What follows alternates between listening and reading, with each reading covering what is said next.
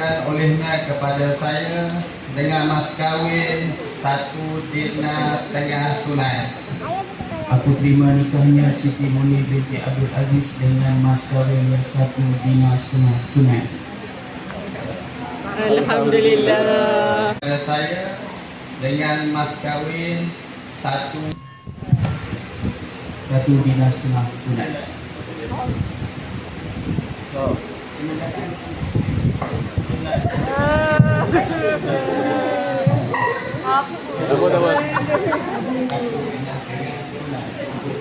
Benar. Bismillah, bismillah. Belas. Muhammad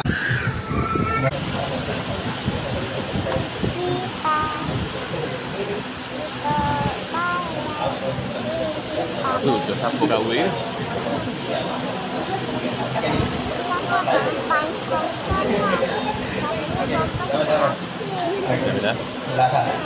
Bismillahirrahmanirrahim.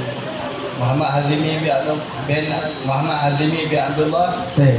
Aku nikahkan kau dengan kakakku Siti Munir binti Abdul Aziz yang telah mengizinkan olehnya kepada saya dengan mas kawin sebanyak 1,5 dirham. Bismillahirrahmanirrahim.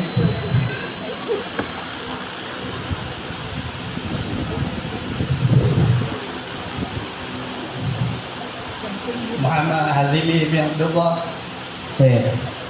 Hari ini aku nikahkan kau dengan kakakku yang telah mengizinkan olehnya kepada saya dengan mas kawin sebanyak 1,5 dirham tunai. 1 dinar setengah. Oh. Muhammad Hazimi bin Abdullah. Saya. Hari ini aku nikahkan kau dengan kakakku Siti Munir binti Abdul Aziz yang demikian patutlah disampaikan nasihat dan pesanan-pesanan yang diperlukan oleh seseorang dalam usaha mendirikan rumah tangga atau perkongsian hidup yang aman, makmur dan bahagia.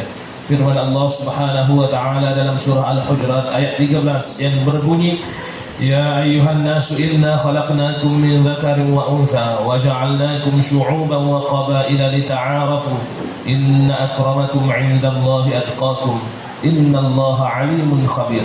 Yang bermaksud, wahai umat manusia, sesungguhnya kami telah menciptakan kamu dari lelaki dan perempuan, dan kami telah menjadikan kamu berbagai bangsa dan bersuku kuat supaya kamu berkenal-kenalan dan beramah mesra antara satu dengan